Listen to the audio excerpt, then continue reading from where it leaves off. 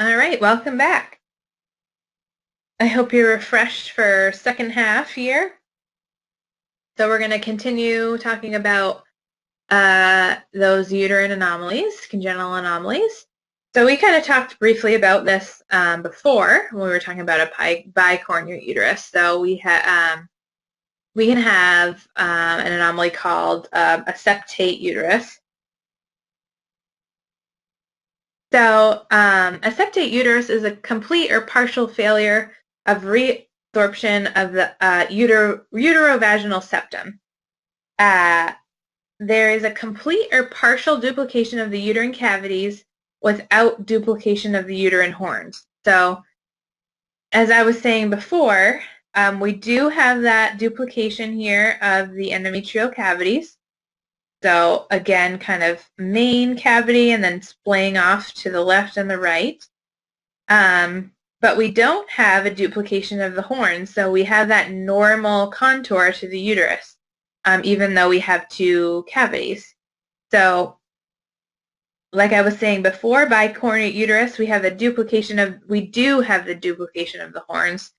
So we'd have those two cavities, and then we'd have that heart shape here with the two horns, so one on either side. And then again, septate, two cavities, but normal contour to the myometrium because there is no duplication of the uterine horns. So we're going to look at some images here. So we have a sag transvaginal uterus, normal, over here. And then we have a sag transvaginal uterus that has a septum. So just like everything else so far, this still image at the midline sag uterus, you can't tell if this patient has a uterus or not. If you were scanning live, just like a bicornuate uterus, you may notice that there's one endometrium that kind of goes off to the left and one that goes off to the right. But with a still image, you can't tell. So transverse. So transverse transvaginal. So we have the normal again here. So endo in the middle, hypoechoic myometrium on the outside. And then we have the transverse transvaginal septate. So sweeping from the cervix to the fundus, you should see a single endometrium that eventually splits into two. If it's a complete septum, you'll see that separation very low to the cervix, so very low in your sweep up. So this is, again, similar to a bicornuate uterus, but you can see in this image that connection there of the septum. If you were to scan higher, it would look just like a bicornuate uterus. You'd see one endo here and one endo here. So this is, we have a 3D image over here. So this transverse image is taken at this plane here where this pink line is. So you can see we have one endometrium here, one endometrium here. So is this bicornuate or septate? We don't know. Not by this image anyway. A 3D image is really the only way to tell if this patient has a bicornuate or septate uterus. As you can see, when you're imaging transverse, you catch this horn, this endo and this endo. So it doesn't really give you that much information if this is a septate or a bicornuate because you cannot see the myometrium and its contour. So this is a 3D ultrasound of a partial uterine septum. So we have a main endometrial canal kind of coming up all the way to the mid-uterus, almost to the fundus, and then the endometrium splits.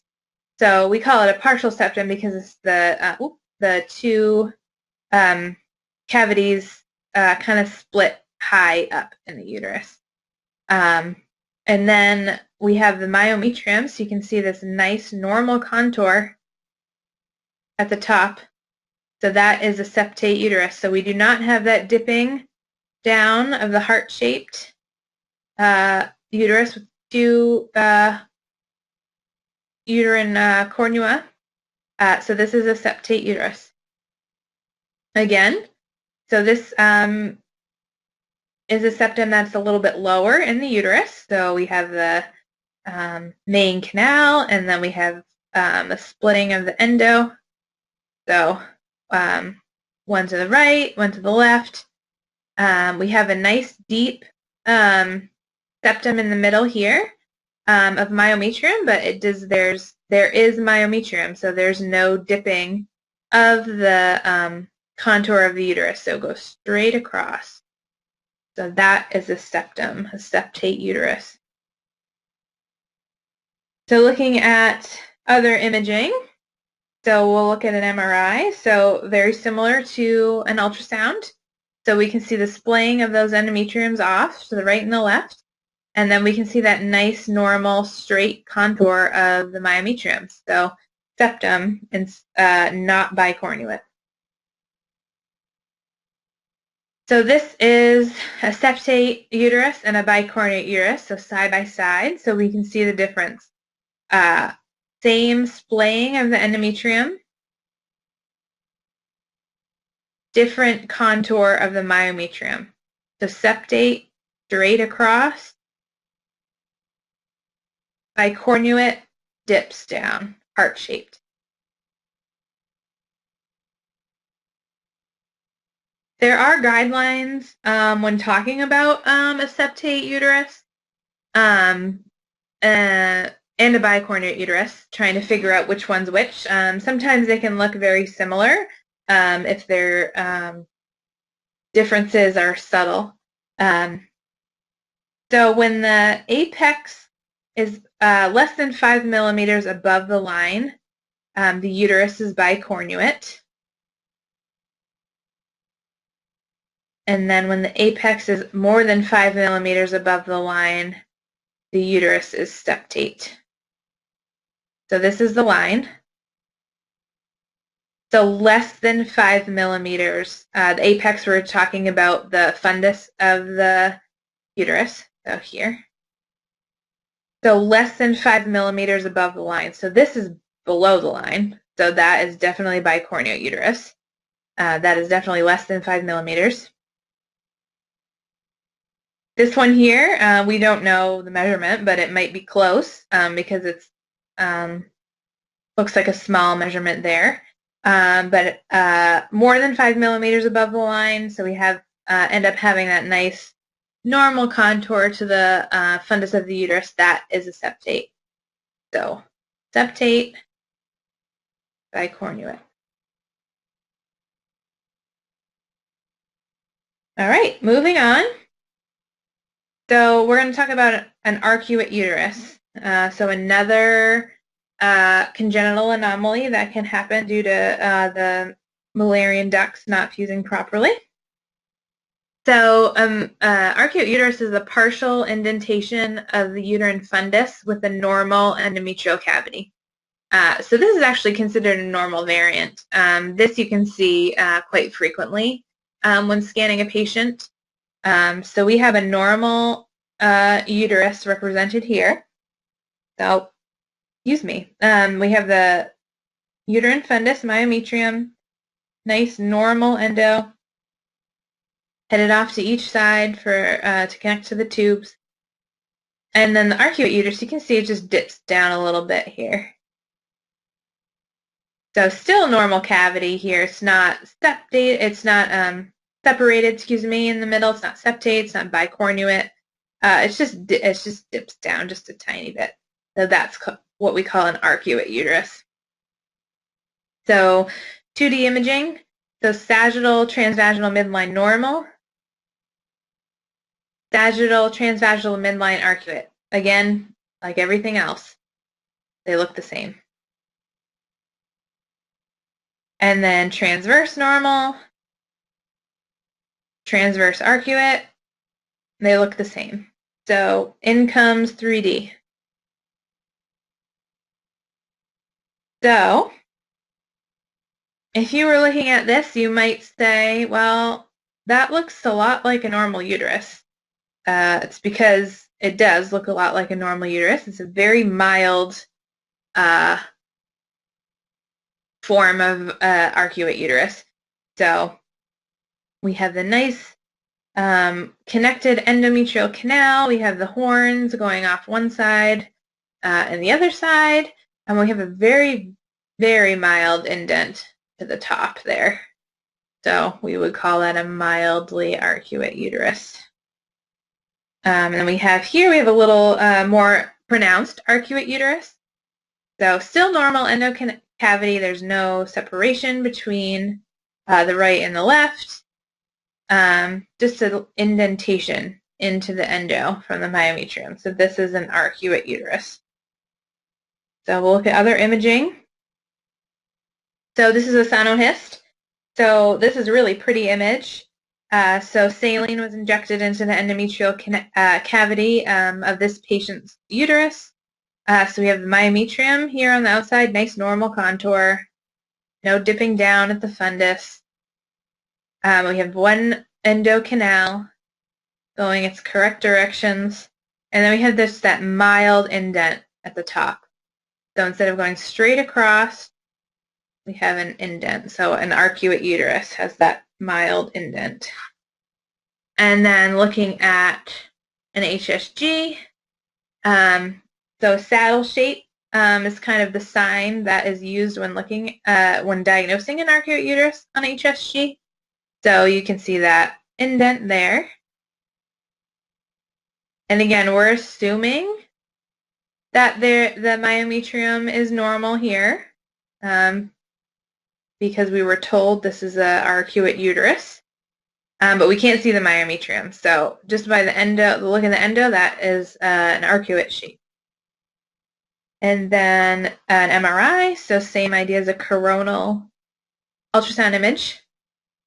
So we have the myometrium, nice normal contour up top, and then that very slight indent into the endo. All right, so DES uterus. So this is a congenital anomaly that is caused by a teratogen. So DES is a non-steroidal drug administered between the late 1940s and early 1970s to pregnant women. The drug was administered to mothers with a history of miscarriage to help prevent it from happening again. This was the first drug classified as a transplacental carcinogen, responsible for clear cell vaginal carcinoma in girls born to mothers who took DES during pregnancy. So this was prescribed to moms who had a history of recurrent miscarriages, but only until later did they find out that this drug could cross the placenta to the fetus, causing cancer later on in life for these babies and women, but it can also cause an odd shape to the patient's uterus. So a DES uterus is what we call a T-shaped uterus. So this is a normal uterus, normal contour to the myometrium, and then the endo, nice normal endo going off to each side here. And then we can see the T-shaped uterus, so very obviously, so the contour is still normal, but the endo is very blunt. It bluntly goes off to each side, so one cavity, and then the right goes straight to the right, and then the left goes straight to the left. So that makes it look like a T. So let's look at some images. Sagittal normal, sagittal midline DES. It looks the same, just like everything else. And then transverse normal and transverse DES. So they look similar in this image. If you were to scan this uterus live, this DES uterus, angling up towards the fundus of the uterus, you may notice that the endometrium appears more full, as this is the T-shaped part to the uterus, so the top of the uterus. So this is a DES uterus. So we have that shared endometrial canal, and then kind of the abrupt extension of the endo off to the right and the left. And then these here is even more pronounced. So this is the same image. So I was talking about chroma earlier. So this is that orangey color, and then chroma here we have a blue-gray. This sonographer, you can see that the myometrium is much more pronounced when we're using this chroma. So this sonographer probably chose to take two images to kind of pronounce the endo and then the myometrium. So we have that shared canal and then the abrupt right and left endo off to each side. So we'll look at other imaging. So HSG, this is a great example of a T-shaped uterus. So even without being able to see the myometrium, this could be diagnosed as a DES uterus for sure, just because of that. Oh, it's almost 90-degree turn to the endo once it gets to the shared, the fundus of the uterus there. All right, so moving on. So uterus didelphys. This is the weirdest one and the coolest one. So a didelphic uterus is an anomaly that results in two vaginas, two cervix, and two uteri. Each uterus is associated with one fallopian tube with no communication between the two uterine cavities. So this patient has two vaginas, two cervix, two uteri. The only thing is that only each uteri only has one tube. There's still just one tube going to the right and then one tube going to the left. So in some cases of didelphic uterus, there is a septum. So like as we were talking before, the septum can obstruct the vagina, not allowing the blood from menstruation to exit. So this would cause hematometrocolpos. So we have, this is the septum here. This would be a longitudinal septum, so up and down. So we have the blood backed up here, and then also into the uterus. And in extreme cases, the blood can back up through the tube and then out into the patient's abdomen, causing a lot of discomfort. So let's look at some images. So normal sagittal uterus. So sagittal, transvaginal, midline, didelphic uterus. So if you were to look at this image, just like it is, not knowing anything, you would say that's a normal sagittal uterus. If you were to sweep through this patient's abdomen, you would see this one, and then you would see this one. So you'd see two uteri as you were sweeping lateral out and in. So transverse, transabdominal uterus. So we have the myometrium and then the endometrium in the middle. So one single uterus. And then transverse transabdominal didelphic. So you can see there are two uteri here. So myometrium, echogenic endometrium, myometrium, echogenic endometrium. So this is one of the ways you can diagnose didelphic uterus. So this is a 2D image. This is not a 3D image, but we can see that the uterus is didelphic. This would be like a sagittal uterus image. So very faintly in between both uteri, you can see it's a bit brighter right here, so a bit more echogenic.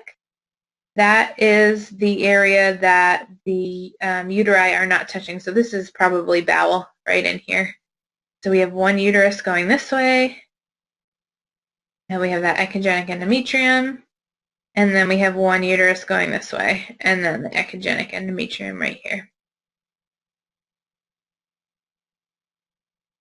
This is a 3D image. So we have one cervix, one endo, one uterus, the other cervix, the other endo, the other uterus. You can see very clearly that they are not connected right in here.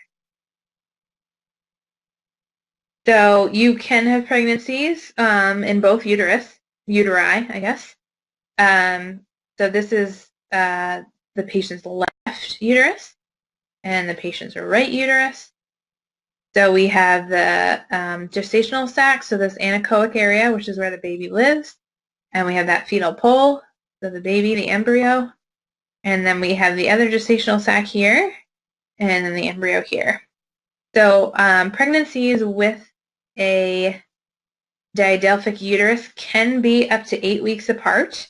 It all depends on when this ovary associated with this tube ovulates and this ovary associated with this tube ovulates. So if this one were to ovulate now, this baby would be conceived now, and then if this ovary were to ovulate 8 weeks later, that baby would be conceived 8 weeks later than this one. Crazy. So taking a look at other imaging, so HSG, so obviously diadelphic uterus, even though we can't see the myometrium. So we have very clearly one cervix, one endo, and then the other cervix and endo, they do not connect anywhere. You can also see that there are two HSG catheters used here. So this is because the patient has two vaginas, so they have to go in one way and then the other way. There's no way that they could get dye into both uteri with one catheter. And then we have an MRI. So we have, even though we can't see the lower part of the uterus, we have one uterus going this way, one going this way. So very clearly splayed off to each side, very clearly two separate uteri. Diadelphic uteri are pretty rare, but they are seen. I've seen a few in my career. I have seen a patient in the OR getting an IUD in both uteri. And then I have seen a patient who's had to use a tampon in both vaginas. So it's very interesting, very cool. Not so cool for the patient, but for us sonographers learning about this stuff, it's pretty interesting. So let's take a look at some images. So this is a transvaginal uterus. Is this bicornuate or septate? What do you think? So you can't tell the difference. If we remember, we can't see the contour of the uterine fundus in this image. So this could be bicornuate. This could be septate. I'm not sure. We need that 3D image. All right, what type of uterine anomaly is this? So we have the indent of the myometrium. And then these two portions of the endo splaying off. So what does this look like? A heart? So that means it's a bicornuate uterus. that myometrium coming down in between the two cavities there. So what about this one? So this image very clearly only has one horn. We have the endo going off the patient's left, and then where's the other one? Not there. So this is a unicornuate uterus. All right, what about this one?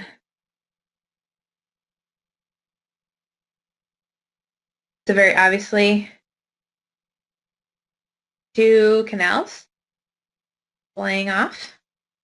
They do have a common meeting point down here. The myometrium, the uterine pubis, nice straight line. So this means this is a septate uterus. So two blade canals with a normal bundle contour. All right, how about this one? So this is very clearly a didelphic uterus. So we have that bright 3D endometrial canal. So we have cervix, body fundus, cervix, body fundus, and then we have that separation in between. You can see that these are definitely not connected to each other. So this patient has two uteri. So what is this?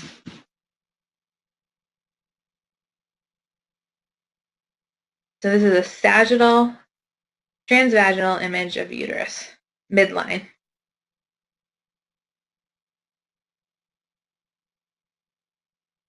So this could be pretty much anything. So it could be normal, it could be unicornuate, it could be bicornuate, it could be septate, arcuate, or it could be one uterus of a didelphic uterus. So as we saw throughout this whole presentation, diagnosing a congenital uterine anomaly with just a midline sagittal, transvaginal, or transabdominal image of a uterus is impossible because they all look.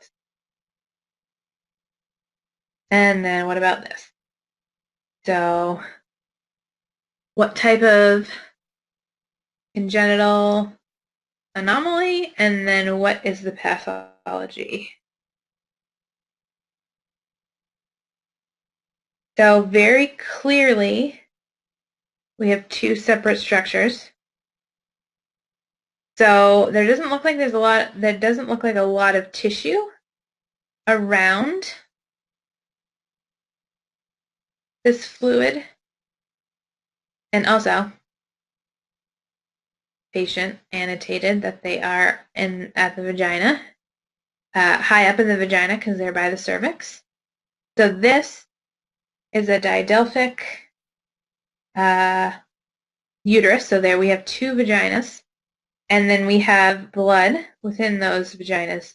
So hematocolpal. So didelphic hematocolpal. So we know this is not cystic watery fluid because we have those echoes, and if you compare it to the full watery bladder, you can see that they are definitely different echogenicities.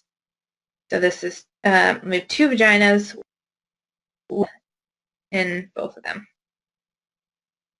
So that is the end. So since I can't have the plush uterus with you in this presentation, we have a picture of one here.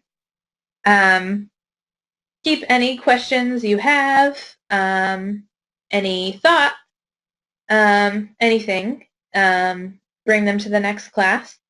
If you have any questions about this PowerPoint presentation, just send me a message. I'll have my computer. This was kind of a fun, interesting presentation. I hope you guys enjoyed learning about the weird things that can happen when forming a uterus embryologically. So I will see you next week.